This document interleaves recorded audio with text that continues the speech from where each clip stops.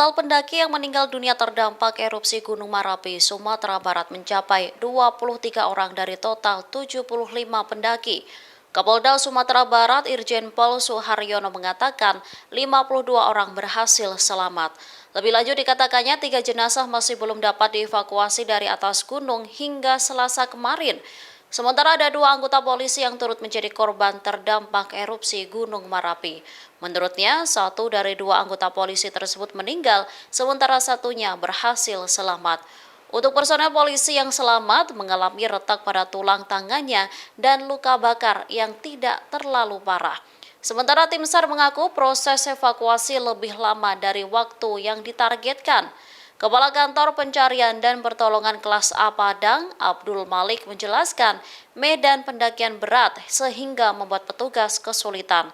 Selain itu, jalan yang terjal dan licin akibat hujan membuat petugas gabungan membutuhkan waktu sedikit lebih lama untuk membawa korban ke Posko Marapi via jalur Batu Palano.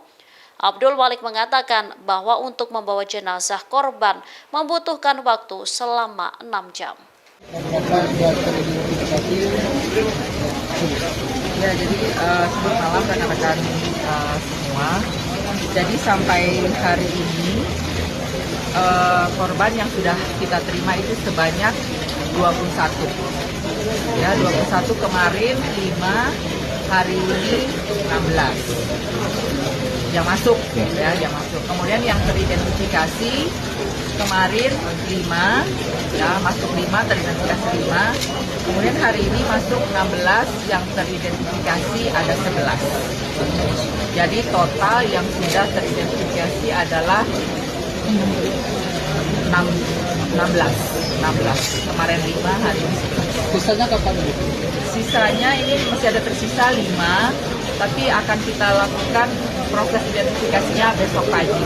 Jadi hari ini kita selesaikan yang 11 ini, kita serahkan ke keluarga, sisa 5 kita selesaikan besok pagi. Jadi rekan-rekan untuk kami ini istirahat. Download Tribun X sekarang, menghadirkan lokal menjadi Indonesia.